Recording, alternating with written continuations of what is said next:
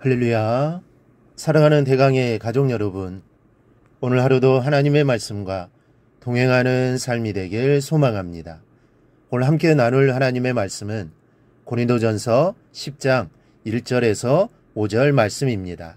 형제들아, 나는 너희가 알지 못하기를 원하지 아니하노니 우리 조상들이 다 구름 아래에 있고 바다 가운데로 지나며 모세에게 속하여 다 구름과 바다에서 세례를 받고 다 같은 신령한 음식을 먹으며 다 같은 신령한 음료를 마셨으니 이는 그들을 따르는 신령한 반석으로부터 마셨음에 그 반석은 곧 그리스도시라.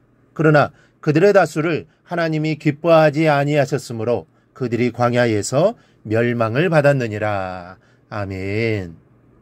장로교는 예정론을 말하고 또 어떤 교단은 이 자유의지론을 말합니다. 둘 다 어느 한쪽을 무시할 수 없는, 그리고 인간의 지혜로 완벽하게 설명할 수도 없는 어려운 신학적인 문제입니다. 그러나 간단하게 설명하면 하나님이 선택하신 자는 불가항력적인 하나님의 은혜로 무조건 구원을 얻는다라는 것이 예정론입니다. 이와 반대로 하나님이 인간에게 자유의지를 주셨기 때문에 그 의지로 하나님을 택하느냐 그렇지 않느냐에 따라 구원이 결정된다라고 보는 것이 자유의지론입니다. 그런데 예정론은 하나님 편에서 볼 때 옳습니다.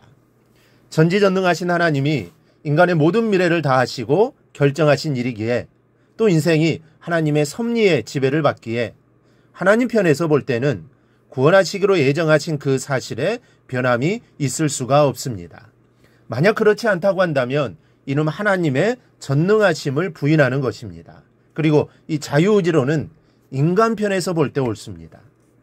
하나님이 누구를 구원하기로 예정하셨는지 그 확실한 결말을 우리 인간은 알 수 없습니다.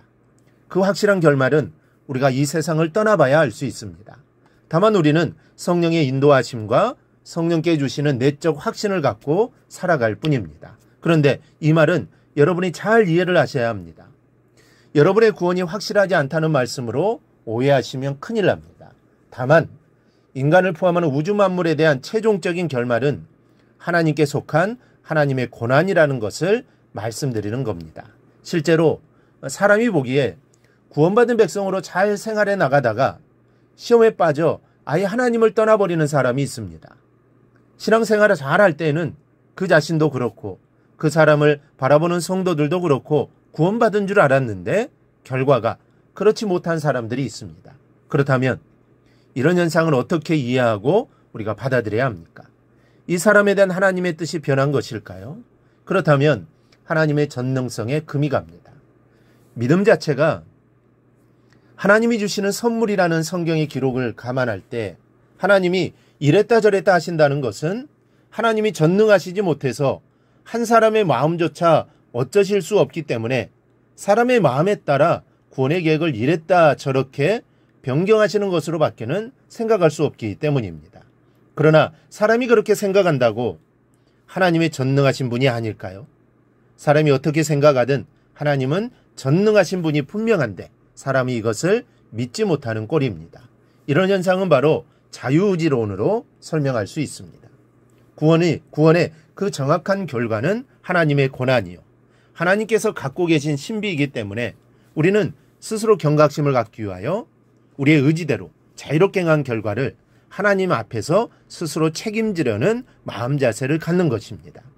하나님 앞에서 자기 행동에 대한 책임을 지려는 자세는 대단히 중요합니다.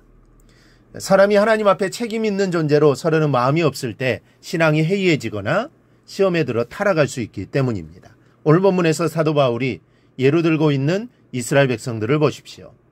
바울이 말씀하고 있는 대로 이스라엘은 하나님의 은혜 안에 있었습니다. 1절에 기록된 이스라엘의 출애굽 장면을 상기해 보십시오.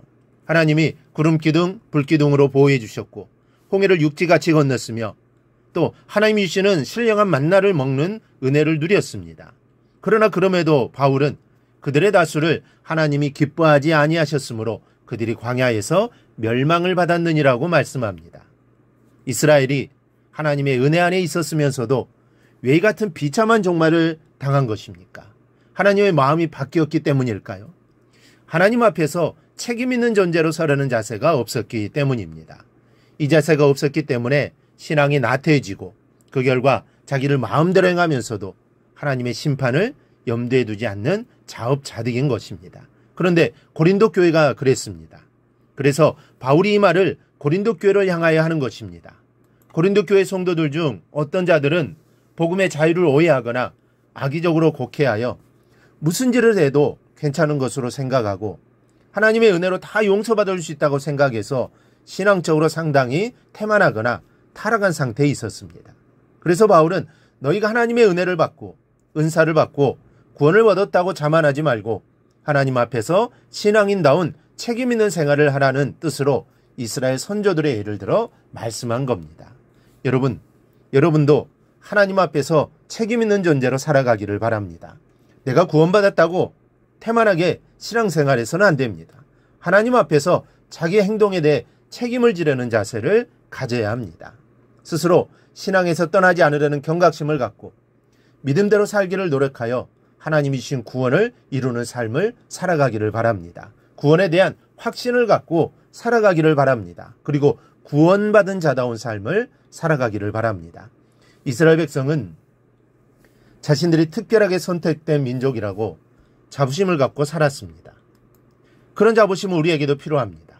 하지만 이들은 이러한 자부심으로 인해 마음대로 살았습니다. 그런데 이러한 삶은 잘못된 모습입니다. 우리도 하나님이 선택한 사람입니다. 이런 자부심이 있지만 그렇다고 내 마음대로 살아서는 안 됩니다. 그럴수록 더욱더 하나님 앞에서 조심스러운 모습으로 살아야 합니다. 내 삶을 통해 하나님께 영광 돌리는 삶을 살아야겠다라는 다짐으로 살아야 합니다. 그렇게 사는 자가 바로 선택받은 하나님의 백성들의 삶입니다. 이 사실을 절대로 잊지 말고 선택받은 하나님의 백성답게 살아가는 우리 모두가 되기를 주님의 이름으로 축원합니다. 오늘 묵상한 말씀을 굳게 잡고 삶으로 실천하며 살아내는 대강의 모든 성도들이 되기를 축복합니다.